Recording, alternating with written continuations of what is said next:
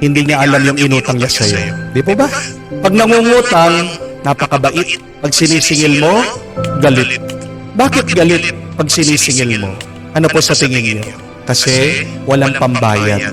Ganun lang po kasimple. At ganyan din po yung reaction nitong mga taong sinisingil sa kwento ni Jesus. Bakit sila nagwala? Bakit nila sinunggaban yung mga naniningil sa kanila? Bakit sila pumatay, pati mismo anak ng may-ari? Kasi ang totoo, wala silang maibayad. Kung meron silang maibabayad, kung meron lang silang maibibigay na share ng may-ari, di ba hindi naman sila magiging bayolente? Mag-ingat po kayo, mga kapatid. When sometimes in our life, we experience fruitlessness, unprofitability in our life. Pag walang bunga ang iyong buhay, minsan at madalas, anong nararamdaman natin? Galit tayo. At mag-ingat ka, pag galit ka, sigurado kang makakapanakit. Paano natin maiiwasan ang makapanakit sa iba?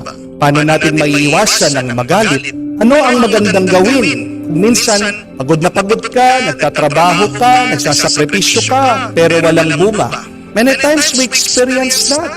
Yung mga ibang magulang dyan, may kilala ako, frustrated sa mga pinag-aral nila. Ano ba naman, hindi nagpakatapos. Umuwi, buntis. Sayang yung pinagmatrikula.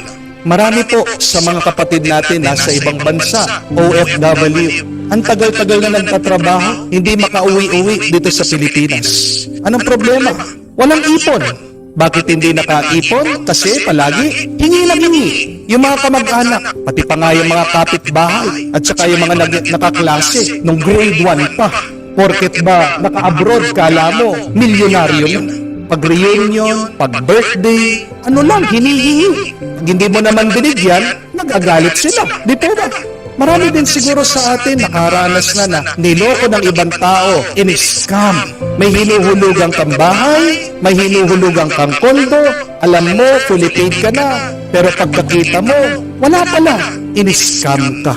Napakasakit. Kaya nga hindi mo masisisi ang mga tao na sila ay magalit. Pero paano natin maiwasan ito pag walang bunga ang buhay natin? Una, tandaan niyo po, gamitin ng ulo, wag ang init ng ulo.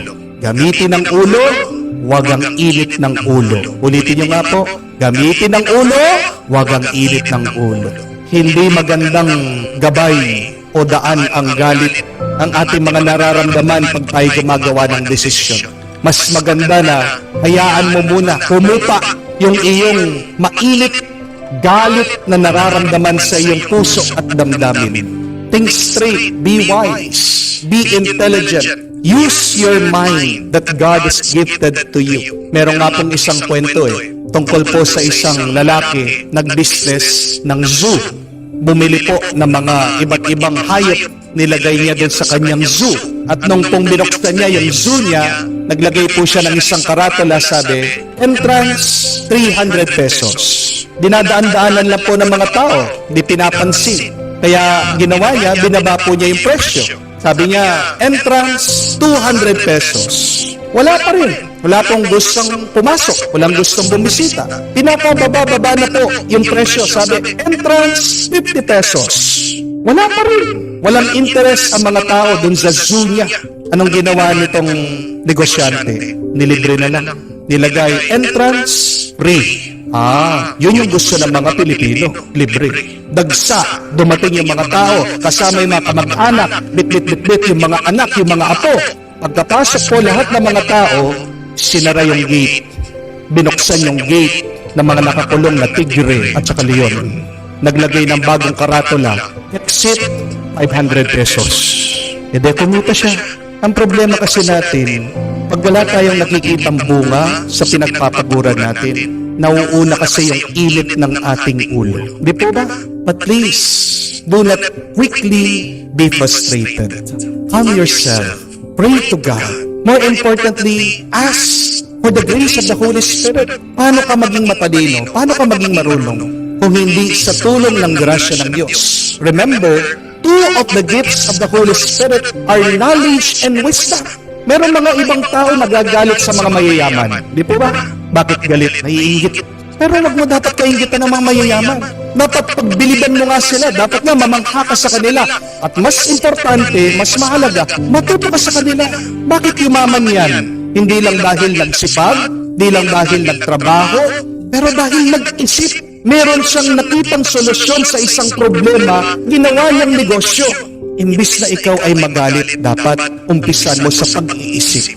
Ano ang magandang solusyon dito sa aking problema? Gamitin ang ulo, huwag ang init ng ulo.